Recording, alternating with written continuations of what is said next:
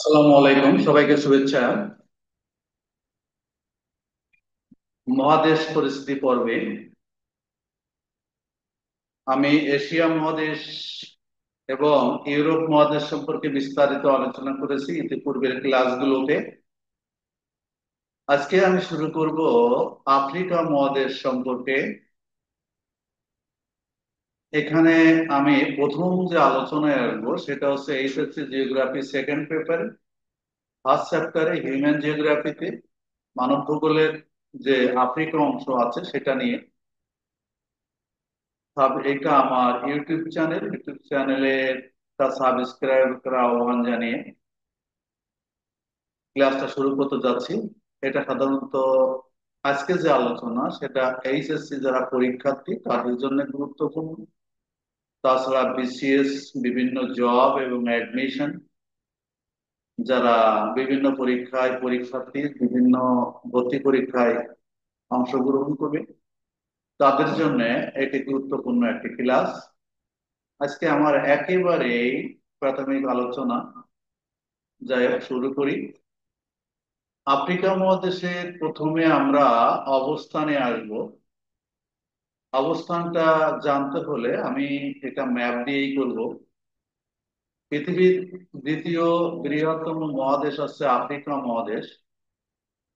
পৃথিবীর প্রথম সবচেয়ে বড় মহাদেশ এশিয়া। দ্বিতীয় হচ্ছে আফ্রিকা মহাদেশ। এখানে পাহাড় পর্বত, মালভূমি, মরুভূমি, নদ নদী, স্বাভাবিক উদ্ভিদ, সংস্কৃতি, বৈচিত্র্য গড়ে তুলেছে এই দেশটা। এবার আমরা আসি অবস্থান ইউরোপ মহাদেশের। আমরা এখানে লক্ষ্য করলে এটা আসলে আমি একটু মানচিত্রে চলে যাই। আয়তনটা কত, আগে আমি মানচিত্রে অবস্থানটা দেখিয়ে নিই। এখানে বলা আছে যে প্রথমে ভৌগোলিক যে অবস্থান সেই অবস্থান আলোচনা করতে গেলে আমরা এখানে যে গুরুত্বপূর্ণ বিষয়গুলো পাবো। প্রথমে বুঝতে হবে যে এইটা কিন্তু নিরক্ষরেখা।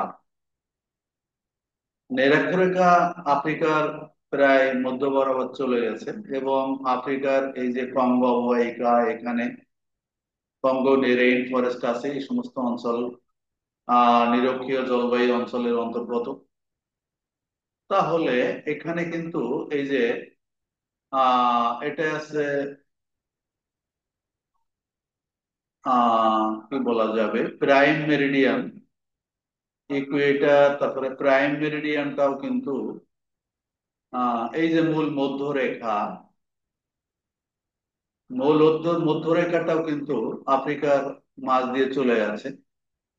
তারপরে কি করছে, মকর ক্রান্তি রেখা এবং কর্কট ক্রান্তি রেখা সবই কিন্তু আফ্রিকার মধ্য বরাবর চলে গেছে। এটা নিরক্ষরেখা। তাহলে আমরা এরকম একটা মহাদেশ পাওয়া খুব মুশকিল যে যেখানে নিরক্ষরেখা, তারপরে কর্কট ক্রান্তি রেখা, মকর ক্রান্তি রেখা ছেদ করছে।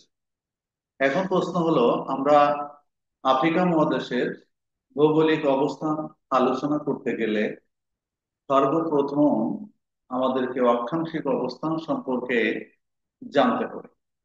অক্ষাংশিক অবস্থান জানতে গেলে আমরা দেখব এটা হচ্ছে এটা কিন্তু নিরক্ষরেখা। নিরক্ষরেখার দক্ষিণে আছে দক্ষিণ অক্ষাংশ, দক্ষিণ অক্ষরেখা অর্থাৎ 35 ডিগ্রি দক্ষিণ অক্ষাংশ থেকে এটা 37 ডিগ্রি 20 মিনিট উত্তর অক্ষাংশ পর্যন্ত এটা বিস্তৃত। 37 ডিগ্রি 20 মিনিট উত্তর অক্ষাংশ পর্যন্ত এটা বিস্তৃত। এবং দ্রাঘিমাংশিক অবস্থান যদি আমরা যাই, এই যে মূল মধ্যরেখা অর্থাৎ এটা পূর্ব দ্রাঘিমাংশ, এটা হচ্ছে পশ্চিম দ্রাঘিমাংশ। অর্থাৎ এটা এই যে মূল মধ্যরেখা যেহেতু আফ্রিকার এই বরাবর সাহারা মরুভূমি এই বরাবর চলে গেছে, সেজন্য এই অংশটা হচ্ছে পশ্চিম, অর্থাৎ 17 ডিগ্রি 33 মিনিট পশ্চিম দ্রাঘিমাংশ থেকে এটা যে সর্বশেষ যে অংশটা থাকবে এটাই কিন্তু এখান থেকে শুরু করে জাস্ট এই পর্যন্ত হর্ন অফ আফ্রিকা যাকে বলা হয়, এটা আমি পরে আলোচনা করব। 51 ডিগ্রি 24 মিনিট পূর্ব দ্রাঘিমা পশ্চিম। আমাদেরকে এই কথাগুলো মনে রাখতে হবে। তাহলে আমরা এটা হচ্ছে প্রায়, এটা হচ্ছে কি বলা যায়, এটা হচ্ছে কক্ষক্রান্তি রেখা, এটা মকরক্রান্তি রেখা, এটা হচ্ছে প্রায়, এটা হচ্ছে নিরক্ষ রেখা ইকুয়েটর, আর এইটা হচ্ছে প্রাইম মেরিডিয়ান, এটা মানে মূল মধ্য রেখা। এখন এর সম্পর্কে, আমাদের এই দেশ সম্পর্কে আরো একটু আলোচনায় আসলে আমরা পরবর্তীতে আমি অবস্থানে আসছি। এবার দেখো, আয়তন সম্পর্কে যদি আমরা একটু আলোচনা করি, তাহলে আমরা দেখব এখানে আছে আফ্রিকা মহাদেশের আয়তন 3,04,20,000 বর্গ কিলোমিটার, উত্তর দক্ষিণে প্রায় 4,000 কিলোমিটার এবং পূর্ব পশ্চিমে প্রায় 7,350 কিলোমিটার বিস্তৃত। সীমানাটা, এই সীমানাটা তো আমি ম্যাপ থেকেই আলোচনা করব। সীমানাটা যখন আলোচনা করতে যাই তাহলে আমরা একটু ম্যাপে চলে আসি। তাহলে আমরা যদি সীমানা আলোচনা করি, এখানে এখানে সীমানা তার চারিপাশে কি আছে, এখানে একটু লক্ষ্য করলে এটা একটা মানচিত্র। এইটা হচ্ছে কর্কটক্রান্তি রেখা, এখানে ইউরোপ, এটা সাহারা মরুভূমি। তাহলে আমার এখানে কি আছে উত্তরে, এটা কিন্তু মেডিটেরিয়ান সি, অর্থাৎ এটা হচ্ছে ভূমধ্যসাগর। ভূমধ্যসাগর, এটা হচ্ছে লোহিত সাগর, আর এটা হচ্ছে গালফ অফ এডেন উপসাগর, এডেন সাগর। তাহলে এখানে কিন্তু সুয়েজ খাল, সুয়েজ খাল। তাহলে আমরা উত্তরে কি পেলাম, উত্তরে পেলাম এখানে কিন্তু আরো একটা জিনিস আছে, এটা হচ্ছে জিব্রাল্টার প্রণালী। এই যে জিব্রাল্টার প্রণালী, এটা ইউরোপ থেকে আফ্রিকাকে পৃথক করেছে। আর এখানে যে সুয়েজ খাল, এই যে ভূমধ্য রেখা এবং লোহিত সাগরের মাঝখানে যে সুয়েজ খালটা মিশরের, এই সুয়েজ খাল এই এবং এশিয়া এবং আফ্রিকাকে পৃথক করেছে।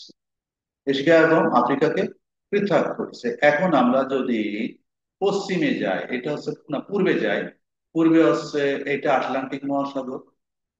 এটা তো পুরো আটলান্টিক মহাসাগর, অর্থাৎ এটা দক্ষিণ আটলান্টিক মহাসাগর। ঠিক আছে, অর্থাৎ পূর্বে আমাদের কি আছে, আটলান্টিক মহাসাগর আছে।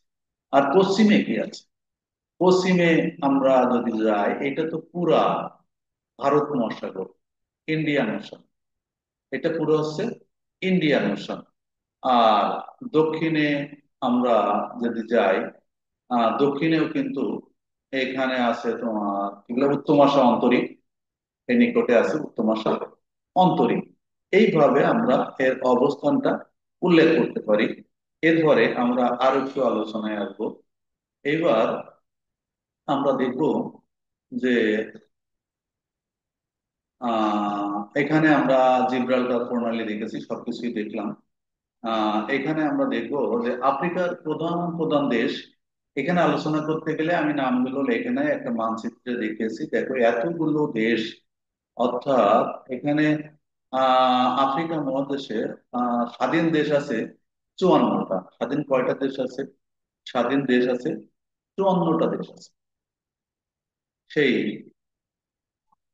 54টা দেশ, এই দেশকে আমরা যখন আমি দীর্ঘভাবে আলোচনা করব, তখন আমরা এটাকে কি বলবো, উত্তর আফ্রিকা, দক্ষিণ আফ্রিকা, তারপরে মধ্য আফ্রিকা, তারপরে এইটা হচ্ছে দক্ষিণ পূর্ব, পূর্ব আফ্রিকা, তারপরে উত্তর দক্ষিণ পূর্ব পশ্চিম, পশ্চিম আফ্রিকা এবং মধ্য আফ্রিকা, এই 5টি অঞ্চলে ভাগ করে আমরা এটা আলোচনা করব পরবর্তীতে। তবে এখানে কিছু কিছু দেশের কথা আমরা বলি, এখানে 54টা দেশ আছে। এখানে দেখো, আমরা যদি দক্ষিণ আফ্রিকা, নামিবিয়া, বতসোয়ানা, জিম্বাবুয়ে, তারপরে এই যে দক্ষিণ আফ্রিকার ভিতরে যে ছোট ছোট রাষ্ট্র আছে, এখানে আছে সুয়াজিল্যান্ড এবং লেসোথো, যাকে আমরা কি বলি, এটাকে হচ্ছে ছিদ্র রাষ্ট্র বলি, যেটা ইটালিতে ভ্যাটিকান সিটি এবং আরো একটা রাষ্ট্র দেখেছিলাম, এই চারটা রাষ্ট্রের মধ্যে আর একটা স্বাধীন রাষ্ট্র। এই যে সুয়াজিল্যান্ড এবং লেসোথো, এটা হচ্ছে দক্ষিণ আফ্রিকার একটা ছিদ্র রাষ্ট্র বলা হয়।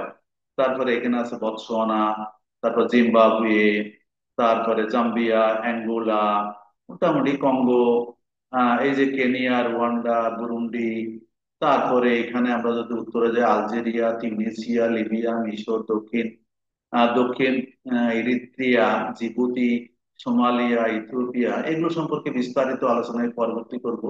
সুদান, আবার সাম্প্রতিক দক্ষিণ সুদান, এটা স্বাধীন রাষ্ট্র হয়ে গেছে। তারপরে মৌরিতানিয়া, তারপরে এখানে নাইজেরিয়া, তারপরে ক্যামেরুন, আফ্রিকা, এখানে আরো অনেক দেশ আমরা দেখতে পারবো। এখানে দেখি এই যে ভারত মহাসাগরেও কিছু দেশ আছে, যেটাকে এই মাদাগাস্কার, মরিশাস, তারপরে মায়োতে, তারপরে কমোরাস, এই যে রাষ্ট্রগুলো, এই যে এগুলো সবই আছে ভারত মহাসাগরের দ্বীপ রাষ্ট্র, এবং এগুলো আফ্রিকা মহাদেশে অবস্থিত। তাহলে আমরা এখানে কিছু দেশের কথা বললাম, এবং এগুলো তোমরা একটু মানচিত্রে স্টাডি করবে, বারবার করলে এটা ঠিক হয়ে যাবে। এবার আমি এ সম্পর্কে একটু আলোচনা করি। এখানে আফ্রিকা মহাদেশ কিন্তু একটা বৈচিত্র্যপূর্ণ মহাদেশ। আমরা এখানে দেখছি যে এখানে প্রথমে মাউন্ট, বা আফ্রিকার সবচেয়ে যে বড় পর্বত আছে, এটা আছে কিলিমানজারো পর্বত, যেটা হচ্ছে তানজানিয়াতে। এখানে তানজানিয়া, এই যে কিলিমানজারো পর্বত, তানজানিয়া এই দেশটা, তাহলে সবচেয়ে বড় পর্বত হচ্ছে কিলিমানজারো পর্বত। তারপরে হচ্ছে এখানে, এখানেই আমরা যে মিশরের যে নীল নদ এর নাম শুনেছি, সেটা কিন্তু এই মিশরেই, এই যে ভূমধ্যসাগর থেকে উৎপত্তি, এখানে আসছে, ভূমধ্যসাগরে যে পড়েছে। তা যাই হোক, এইটা আসছে নীল নদ মিশরের। তো যাই হোক, আউসান ড্যাম সম্পর্কে, ইজিপ্ট মিশরের যে সবচেয়ে বড় বিখ্যাত বাঁধ সম্পর্কে আমরা জানি, আউসান ড্যাম যেটা, সেটাও কিন্তু এই নীল নদে বাদ দিয়ে এখানে মিশরে অবস্থিত। তারপরে এখানে যে কঙ্গো ফরেস্ট, রেইন ফরেস্টটা আছে, আফ্রিকার কঙ্গো যে রিভার আছে, সেই রিভারটাও এখানে আছে। এবং এখানে এই কঙ্গোতে কঙ্গো রেইন ফরেস্ট, যেখানে সারা বছর প্রত্যেকদিন বিকেল বেলায় বৃষ্টিপাত হয়, এবং এটা নিরক্ষীয় জলবায়ু অঞ্চলে অবস্থিত। তারপরে আমরা এখানে আরো দেখি সবচেয়ে বিখ্যাত যে মরুভূমি, সাহারা ডেজার্ট যেটা আছে, সাহারা মরুভূমি, এই যে আফ্রিকার এই দেশগুলো, অনেকগুলো দেশ মিলে এই সাহারা মরুভূমি বিশ্বের সবচেয়ে বড় মরুভূমি বলা হয়। তারপরে এখানে আছে ভিক্টোরিয়া ফলস। ভিক্টোরিয়া ফলস হচ্ছে জিম্বাবুয়েতে, এইটা এই যে জিম্বাবুয়ে যে একটা রাষ্ট্র, এই জিম্বাবুয়েতে ভিক্টোরিয়া ফলস বা ভিক্টোরিয়া জলপ্রপাত, আমরা যে কমন একটা নাম, এইগুলো আমাদেরকে মনে রাখতে হবে। তা যাই হোক, আমি এই ক্লাসটা বেশি নিয়ে যাব না দূরে। তাহলে আমরা এগুলো সম্পর্কে জানলাম। যাই হোক, আমি একটি সাধারণ আলোচনা আজকে আমি এখানে করলাম। বা এটা হচ্ছে যেহেতু ইন্টারমিডিয়েট ক্লাসের জন্য, বা এ সম্পর্কে আমি আরো বিস্তারিত ক্লাস এর পরে আমি ভাগ করে করে প্রত্যেকটা আলাদা করে আলোচনা করব পূর্বের মহাদেশ মত। তো যাই হোক, সবাইকে অসংখ্য ধন্যবাদ জানিয়ে আজকের মতো এখানেই শেষ করি। আল্লাহ হাফেজ।